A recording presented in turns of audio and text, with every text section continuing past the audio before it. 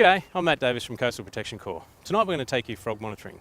So I'm standing on the side of a road, and what most people don't know is that habitat like this exists all along the coast in Queensland. These are typical frog habitats.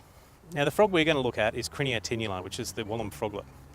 Now different ways to monitor the froglet. The first one we're going to look at is tadpole dip netting, where we actually grab a net and dip net for tadpoles and then have a look at what kind of species are within that pond. There are other ways, general habitat assessment, where we might look at the pH of the water, the topography and the pond characteristics. And that'll tell us what kind of species are likely to use that habitat.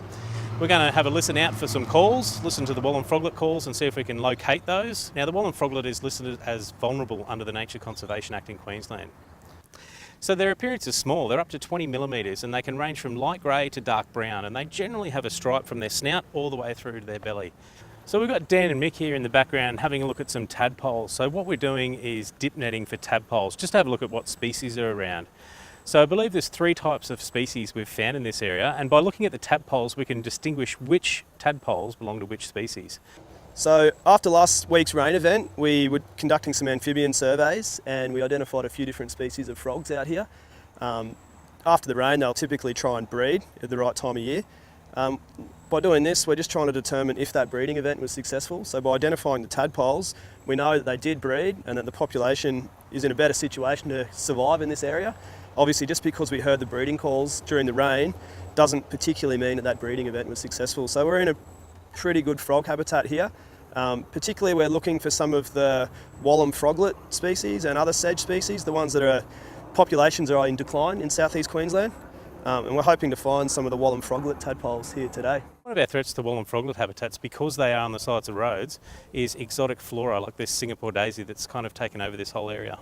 So during amphibian surveys, we've identified 5 different species of frogs in this small area, all utilising a similar sort of Wallam sedge habitat.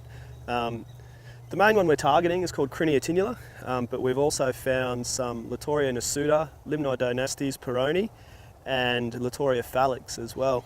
At the moment we're just doing some tadpole surveys to distinguish between the different species and trying to identify which ones are actually successfully breeding. So here we have the wildlife acoustic song meter. This is used for recording all different wildlife species. Here we're using it for the Wallam froglet survey. We set this up out on site, and this is to record from 1 minute every 30 minutes from dusk till dawn. Obviously why we're not out here doing the callbacks. So when you're restoring Wallam froglet habitat and you're looking at mitigation methods and how to make it better, you've got to look at pond design. So they've got to have, or the ponds have got to have a foraging area. So a nice area for the hatchlings to go into. They've also got to take into account predation by things like gambusia and exotic species that are coming into the area. They've also got to have enough water retained in the site for them to simulate a breeding season. So that means that the water must be retained for around about a week or so, and then the ponds even longer. So I hope you guys got something out of it tonight and you look at these habitats a little bit differently. Sign up for Coastal Protection Corps and let's inspire future together.